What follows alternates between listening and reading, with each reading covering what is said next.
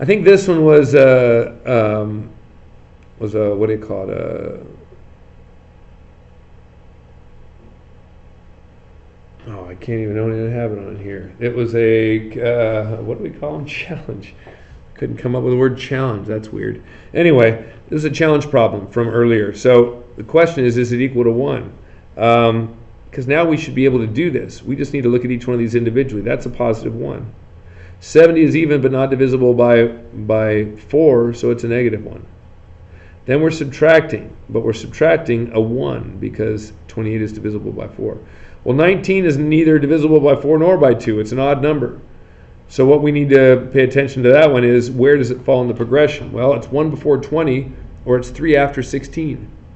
Either way we look at it, it's the same as I to the third power, which is a negative I. So we're subtracting a negative I. 51 is 1 less than 52, which is divisible by 4. So it is also the same thing as an I cubed, which would be a negative I. Okay? So we have some double negatives here. We have a double negative. Change that to a plus. 1 minus 1 goes away. That's a minus 1, right? This is a negative I and a positive I. They go away. But what we end up with is a negative 1. So it is false because of that. And lastly here, this is factorable, so factor it. That I believe is also factorable, so factor it. This is not factorable. So we do the quadratic formula. Factorable, what you need to do first, plus 3 equals 0. Okay, you can do your diamond thing first. That's a 6x squared and a negative 5x. The two numbers that multiply together to get to that, but add together to get that, are a negative 3x and a negative 2x. Negative times a negative gives you a positive, but they add to get 5x, or negative 5x. So I'm going to rewrite this, but I'm substituting these guys in its place.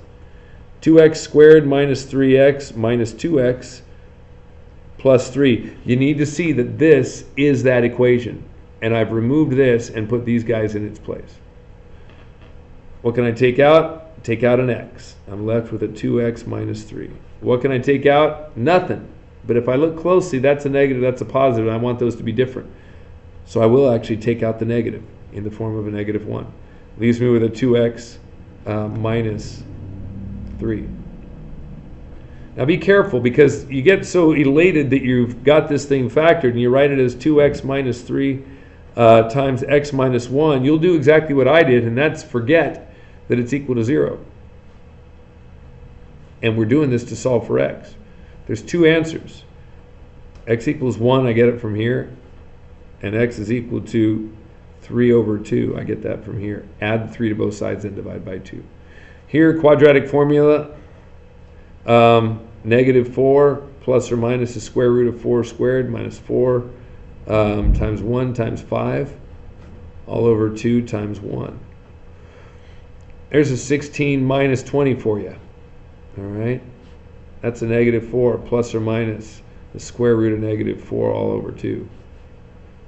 That right there, my friends, is a 2i.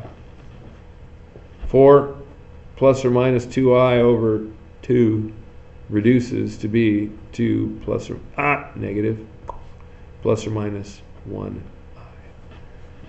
Thank you very much. Have a good weekend.